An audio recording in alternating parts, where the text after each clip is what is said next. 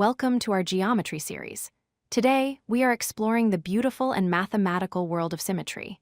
While we often think of symmetry as simply something looking even or balanced, in mathematics, it has a very specific definition related to how objects move and fit onto themselves. Let's dive in.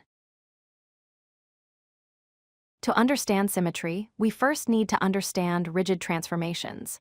A rigid transformation is a way of moving a shape without changing its size or form.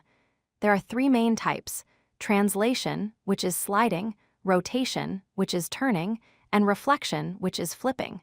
We will use these movements to define symmetry. So, what exactly is symmetry? A shape is symmetrical if you can perform one of those rigid transformations, sliding, turning, or flipping, and the shape lands exactly on top of itself. It looks identical to how it started. We call this property self-congruence. If you can move it and it looks unchanged, it has symmetry. The most common type is reflectional symmetry, often called mirror symmetry. This happens when you can draw a line through a shape so that one side is the perfect mirror image of the other. That line is known as the axis of symmetry. If you folded the shape along this line, the two halves would match perfectly. Many shapes have more than one axis of symmetry. For example, a rectangle has two, one vertical and one horizontal. However, a square is even more special. It has 4 lines of symmetry, including the diagonals. And a circle? It has an infinite number of lines of symmetry, as you can fold it in half at any angle through the center. Next, we have rotational symmetry. This occurs when a shape can be turned around a center point by less than 360 degrees and still look the same. The point it spins around is the center of symmetry.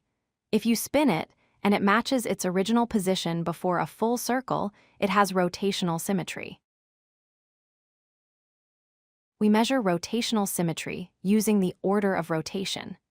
The order is simply the number of times the shape matches itself during one full turn. For example, a regular pentagon matches itself 5 times, so it has an order of 5. To find the angle of rotation, you simply divide 360 degrees by the order. There is a special case of rotational symmetry called point symmetry. This happens when a shape looks exactly the same after being rotated 180 degrees. It is like looking at a playing card. The king looks the same upside down. Every part of the shape has a matching part directly across the center point. Finally, we have translational symmetry.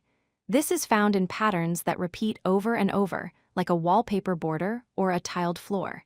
If you can slide the entire pattern by a specific distance and it aligns perfectly with itself, it has translational symmetry. This creates a sense of infinite rhythm. To summarize, symmetry is all about invariance under transformation.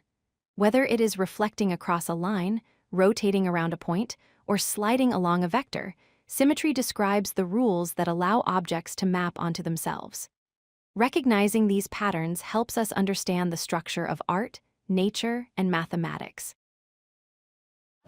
If you like this video, hit that like button and don't forget to subscribe. Visit codelucky.com for more such useful content.